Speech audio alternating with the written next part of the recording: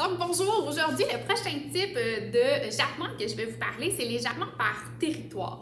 Donc c'est quoi les jappements par territoire? C'est lorsque le chien va japper, mais principalement à l'intérieur de la maison ou à l'intérieur de la cour. Donc on va souvent appeler ça des jappements par territoire. On peut comparer ça un petit peu à ce que votre chien soit un système d'alarme. Donc, il vous avertit quand il y a une nouvelle chose, qu'il soit près de la maison, soit dans sa cour, qui le dérange. Bien évidemment, japper, c'est la job du chien. On prend un chien pour la majorité du temps parce qu'on veut qu'il nous avertisse quand il y a quelqu'un de nouveau à la porte ou quand il y a un bruit différent. Par contre, il y a une différence entre un chien qui nous avertit une fois, qui jappe, c'est merveilleux, et un chien qui reste dans cette émotion-là. Donc, on peut dire que le piton reste collé. Et à ce moment-là, c'est souvent là que les gens trouvent que ça devient problématique. C'est lourd, le chien arrête plus de japper au moindre bruit, la sonnette. Donc, c'est souvent là que les gens nous contactent pour dire « OK, là, on a un problème de jappement ».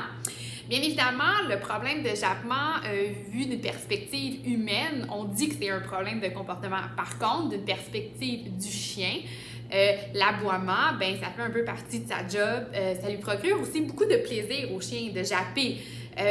Aussi, il est fait un peu pour ça. Donc, bien évidemment, il y a toujours à considérer c'est quoi la perspective humaine du problème, c'est quoi la perspective du chien. Comme je vous dis, il y a une différence entre un chien qui avertit un coup et un chien qui va japper pendant 10 minutes parce qu'il y a quelqu'un qui a sonné à la porte. Et là, c'est souvent là qu'on peut voir ça un petit peu plus comme un problème de comportement. Bien évidemment, les problèmes de comportement de type territoire, ça se travaille. Il y a beaucoup de solutions à mettre en place, mais évidemment, est-ce que je peux vous garantir à 100% que jamais votre chien va arrêter de japper à 100%? Non, parce que vous pouvez contrôler certains éléments déclencheurs, mais vous ne pourrez jamais contrôler complètement l'environnement. Quand le voisin barre ses portes à côté, puis ça fait un quick-quick, puis que votre chien déclenche, on peut le travailler, on peut le désensibiliser, mais on ne sait jamais quand quelqu'un va venir à la porte cogner. Donc, le but pour les jappements de territoire, c'est juste que notre chien nous avertisse une fois, mais qu'il ne reste pas le piton collé, comme je vous expliquais. Bien évidemment, il va y avoir beaucoup de désensibilisation au bruit à faire. Donc, il y a beaucoup de chiens qui sont extrêmement sensibles au niveau des bruits. Donc là, il va falloir aller travailler à ce niveau-là, changer l'émotion. Donc, le bruit ne peut plus égaler à de la peur. Il faut que ça équivaut à du bonheur. On peut parler, par exemple, au bruit de sonnette, au bruit de jappement. Il y a aussi du côté visuel, donc il y a beaucoup de chiens qui aiment passer leur grande journée à contempler la rue de la baie window. Et là, chaque fois qu'il y a un humain, un chien ou quelque chose qui ne fait pas l'affaire, bien, il jappe.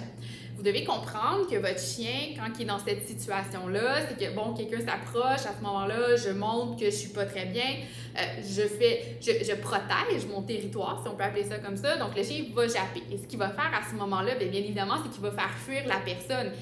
Mais en réalité, la personne ne fait que continuer son chemin. Donc, votre chien s'auto-récompense énormément. Pour lui, quand il jappe après l'élément qui le dérange, bien, il fait fuir. Donc, bien évidemment, il est auto-récompensé.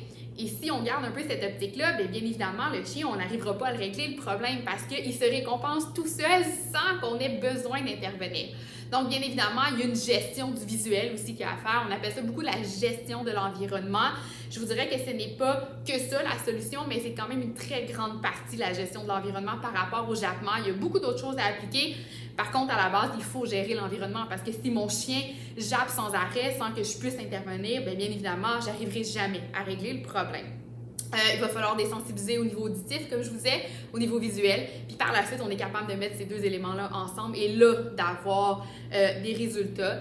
Bien évidemment, quand c'est un problème qu'on travaille, les jappements, il faut énormément de constance. Il faut de la répétition. On parle entre 500 et 1000 répétitions avant d'avoir un changement au niveau du comportement du chien. Il va falloir gérer l'environnement. On doit former une bonne équipe aussi avec notre chien. Si on intervient seulement pour gérer les crises, les jappements, bien, ça va être négatif, ça sera pas le fun. Donc, c'est sûr que ça va être plus difficile par la suite d'avoir une bonne relation avec notre chien puis de surtout gérer les problèmes. Il y a le commandement tapis aussi qu'on peut montrer à notre chien éventuellement, que quand ça sonne à la porte, je vais montrer à mon chien aller sur le tapis. Il y en a des solutions, beaucoup. Il faut les mettre en application une par une. Bien évidemment, je vais toujours vous référer de prendre l'aide d'un entraîneur pour qu'il fasse vraiment un plan d'entraînement avec vous, qui soit personnalisé puis qui va vous aider. Mais déjà là, ça vous donne une idée de savoir est-ce que mon chien fait des jappements par territoire. Mais comme expliqué dans les autres vidéos, c'est rarement un seul type de jappement. On en a souvent plusieurs qu'on met ensemble et que là, ça peut devenir problématique. Mais si c'est un jappement de territoire, bien, vous avez des pistes de solutions. Puis aussi, ben, là, vous avez compris ce que votre chien vous donnait. À la prochaine!